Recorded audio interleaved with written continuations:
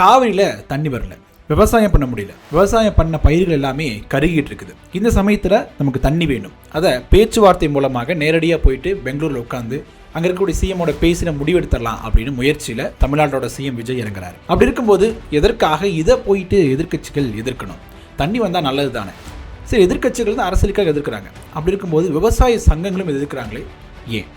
இதுக்கு முன்னாடி கலைஞர் பண்ணியிருக்கிறாரு, எம்ஜிஆர் பண்ணியிருக்கிறாரு, அதுக்கப்புறம் வந்து ஜெயலலிதாவோ இல்லை முக ஸ்டாலின் அவர்களோ எடப்பாடி பழனிசாமி இந்த விஷயத்தை பேச்சுவார்த்தை அப்படிங்கிற விஷயத்தை பண்ணல மறுத்திருக்கிறாங்க. அந்த ஒரு ரூட்டை திருப்பி கையில் எடுக்கிறார். 30 ஆண்டுகளுக்கு பிறகு மீண்டும் விஜய் அவர்கள் கையில் எடுக்கிறாரு. இது வந்து மிகப்பெரிய ஒரு தவறு, மிகப்பெரிய தவறை வந்து விஜய் செய்கிறார் அப்படின்னும் இது நமக்கு மிகப்பெரிய ஒரு பேக்ஃபயர் ஆக போகுது அப்படின்னு ஒரு பயமுறுத்திட்டு இருக்கிறாங்க. எதற்காக இது போன்ற விமர்சனங்களை முன்வைக்கிறாங்க? இதுக்கு பின்னாடி என்னென்ன காரணங்கள்லாம் இருக்குது, அதை தான் முழுசாக அந்த வீடியோவில் பேச போகிறோம். வாங்க பார்க்கலாம்.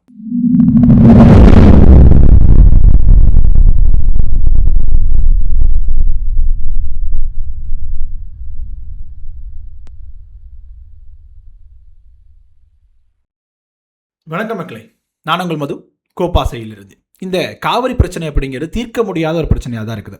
ரொம்ப நெடும் காலமாகவே இந்த காவிரியில் தண்ணி வருது, விவசாய பிரச்சனை அப்படிங்கிறது இருந்துகிட்டே இருந்திருக்குது. கடந்த 5 ஆண்டுகளில் மற்றும் 7 முறை வந்து காவிரி நீர் சரியாக திறந்து விடப்பட்டிருக்கு அப்படிங்கிற ஒரு பதிவு செய்கிறாங்க. அது வந்து பல்வேறு காரணங்கள் பேசப்படுது. மழைப்பொழிவு சரியாக இருந்துச்சு, அப்புறம் அங்கே வரக்கூடிய தீர்ப்புகளை வந்து அழுத்தம் கொடுக்கப்பட்டது அப்படின்னு நிறைய விஷயங்கள் பேசப்பட்டாலும் கூட இப்போ வந்து பார்த்திங்கன்னா ஜூன் மாதம் 1ஆம் தேதியிலிருந்து ஜூலை 22ஆம் தேதி வரைக்கும் 31 டிஎம்சி தண்ணி வந்து நமக்கு திறந்து விட்டுருக்கணும். ஆனால் கர்நாடகா என்ன பண்ணிருக்காங்க, வெறும் 3 டிஎம்சி தான் தண்ணி திறந்துட்டு இருக்காங்க. அப்படிங்கிறதுனால நம்மளால் இங்கே விவசாயம் பண்ண முடியாத ஒரு நிலை அப்படிங்கிறது இருக்குது. அதை விவசாயத்தை நம்பி மிகப்பெரிய ஒரு இன்வெஸ்ட்மெண்ட் அப்படிங்கிறது பல்வேறு தரப்பு விவசாயிகள்கிட்ட இருக்கும் பொழுது அதை பண்ண முடியல அப்படின்னு இருக்கும்போது இப்போ தமிழ்நாடு அரசு மிக முக்கியமான முடிவு எடுக்கிறாங்க. முதல்வர் விஜய் அவர்கள் நேரடியாக கர்நாடகா போயிட்டு கர்நாடகா முதல்வர் சிவகுமார் அவர்கிட்ட நேரடியாக உட்காந்து பேசி தண்ணியை கொடுங்க எப்படி வேணும் அப்படின்னு கேட்கறதுக்காக பேச்சுவார்த்தைக்காக போறாரு அப்படிங்கிற ஒரு முடிவை எடுக்கிறாங்க. உடனடியாகவே எதிர்க்கட்சிகள் வந்து கடுமையாக விமர்சிக்கிறாங்க. இது ஒரு மோசமான முடிவு, இது தவறான முடிவு அப்படின்னு எடுக்கிறாங்க. சரி, இவங்க அரசியலுக்காக இது போன்ற சொல்றாங்க. இங்கிட்டு விவசாயிகளும் அதை கடுமையாக எதிர்க்கிறது நம்மளால பார்க்க முடியுது. இப்போ நம்ம ஈஸியாக புரிஞ்சுக்கணும் அப்படின்னா, ஒரு கொலை கேஸ் நடக்குதுன்னு வச்சுங்களேன். ஒருத்தர் ஒரு கொலை பண்ணிட்டார், நீதிமன்றத்துக்கு போகிறாங்க, நீதிமன்றம் தீர்ப்பு கொடுத்துருச்சு, உங்களுக்கு ஆயுள் தண்டனை கொடுக்குறோம் அப்படின்னு தீர்ப்பு கொடுக்குது. அந்த கொலை பண்ணவர் என்ன பண்ணுறாரு, சிறைச்சாலைக்கு போகிறதுக்கு முன்னாடி நம்ம உடனே பேச்சுவார்த்தை பண்ணிக்கலாமா, இது எதாவது பண்ண முடியுமா அப்படின்னு பேச்சுவார்த்தை பண்ணலாம் அப்படின்னு கேட்கும்போது நம்ம என்ன முடிவு எடுப்போம்? அதாவது நீதிமன்றத்துக்கு போயிட்டோம், நீதிமன்றம் தீர்ப்பு கொடுத்துருச்சு, அவர் ஜெயிலில் போகணும்னு சொல்லிடுச்சு, ஜெயிலில் போனதுக்கப்புறம் சொன்ன தீர்ப்புக்கு ஏற்றுக்க மாட்டாமல் நம்மகிட்ட பேச்சுவார்த்தை பண்ணலான்னு வாங்கி கூப்பிடும்போது நம்ம போவோமா அப்படிங்கிற ஒரு கேள்வி. அதை இங்கே அப்படியே பொருத்தி பாருங்களேன். நம்ம எல்லா சட்ட போராட்டம் அப்படின்னு நீண்ட நேரம் காலமாக பண்ணியாச்சு, உச்சநீதிமன்றம் தீர்ப்பும் கொடுத்தாச்சு, 2018ஆம் ஆண்டு காவிரி நதிநீர் மேலாண்மை ஆணையம் அப்படின்னு அமைச்சாச்சு.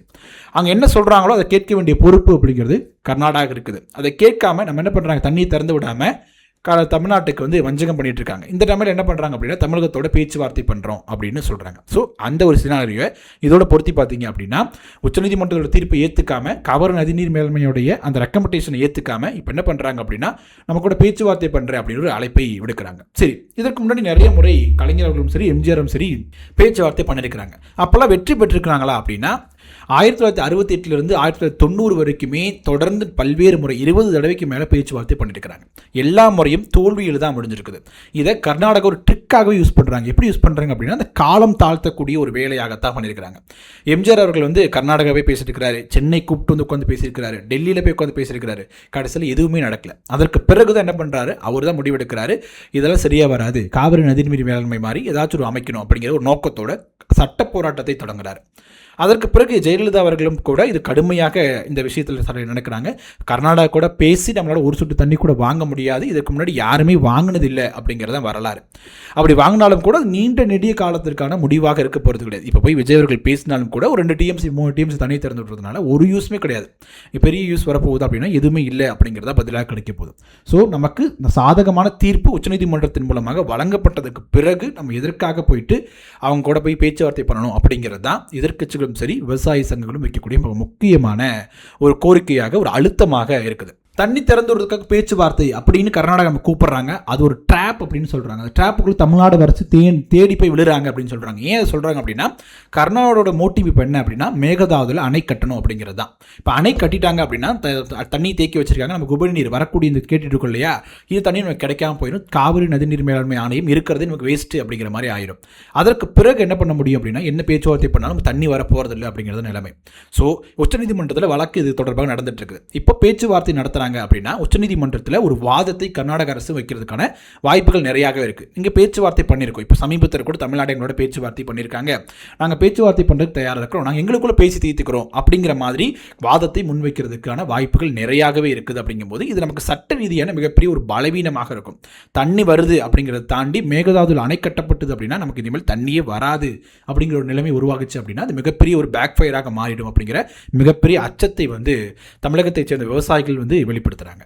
இவ்வளவு பெரிய விஷயங்கள் இருக்கும்பொழுது இதை தாண்டி முதலமைச்சர் இது முடிவெடுத்திருக்கிறார் அப்படின்னா அவங்களுக்கும் சில ஒரு தகவல்கள் இருக்கலாம். நம்ம ஒருவர் நேரடியாக பேசும் பொழுது நமக்கு தண்ணீர் கிடைப்பதற்கான வாய்ப்பு இருக்குது அப்படிங்கிற மாதிரி தெரியலாம். ஒருவேளை அது நடக்கும் பட்சத்தில் இப்போ தண்ணீர் கிடைக்குது அப்படிங்கும்போது 1 TMC 2 TMC கிடைக்கும்போது மிகப்பெரிய தாக்கத்தை விவசாயத்தில் ஏற்படுத்த போகிறதும் தண்ணி பற்ற போகிறதும் கிடையாது. ஒருவேளை அப்படி பண்ணும்போது அது நரேட்டிவாக செட் பண்ணுறதுக்கான வாய்ப்புகள் நிறையா இருக்குது. இப்போ போய் எங்கள் சிஎம் பேசின உடனே தண்ணி திறந்துட்டாங்க அப்படிங்கிற மாதிரியான ஒரு நரேட்டிவ் செட் பண்ணுவதற்கான வேலையை தான் பண்ணுறாங்க. ஒரு 2 TMC 3 TMC தண்ணி திறந்துடுறதுனால எந்த ஒரு மாற்றம் ஏற்பட போகிறதில்ல அப்படிங்கிற மாதிரி முதல் ஒரு டவுட்டை வைக்கிறாங்க. அடுத்து என்ன சொல்கிறாங்க அப்படின்னா ஒருவேளை வெற்றி பெற்றுட்டார் அப்படின்னா ரொம்ப ரொம்ப சந்தோஷம் தான். விவசாயிகள் ஏற்றுக்க தான் போகிறாங்க, எங்களுக்கு தண்ணி கிடைச்சிருச்சுன்னா மகிழ்ச்சி அப்படிங்கிறத தாண்டி இதுக்கு முன்னாடி பேசின விஷயங்கள் எல்லாம் வச்சு பார்க்கும்பொழுது இது மிகப்பெரிய ஆபத்தில் முடிஞ்சிடும் அப்படிங்கிற ஒரு பயத்தையும் வெளிப்படுத்துகிறாங்க.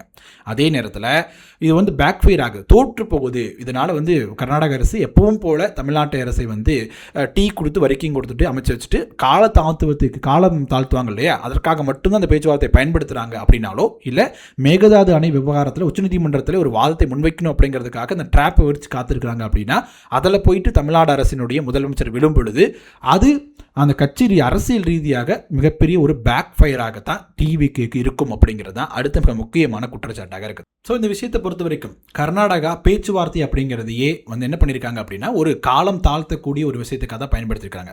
கலைஞர் அவர்களும் சரி எம்ஜிஆர் அவர்களும் சரி இதை வேண்டாம் அப்படின்னு முடிவெடுத்ததுக்கு அப்புறம் தான் இது சட்ட ரீதியான போராட்டமாக இதை மாற்றுறாங்க. ஸோ மீண்டும் விஜய் அவர்கள் இது போன்ற பேச்சுவார்த்தை அப்படின்னு ஒரு பழைய ஒரு ஃபார்முலாவை திருப்பி கையில் எடுத்தார் அப்படின்னா இவ்வளவு காலமாக போராடி என்ன பண்ணியிருக்கோம் அப்படின்னா மிகப்பெரிய சட்ட போராட்டம் நடத்தி நம்ம என்ன பண்ணியிருக்கோம் அப்படின்னா இந்த காவிரி நதிநீர் ஆளுமை போன்ற நமக்கு சாதகமான தீர்ப்பை வாங்கி வச்சிருக்கிறோம். ஸோ அதை செயல்படுத்த வேண்டிய பொறுப்பு அப்படிங்கிறது கர்நாடகத்திற்கு இருக்குது.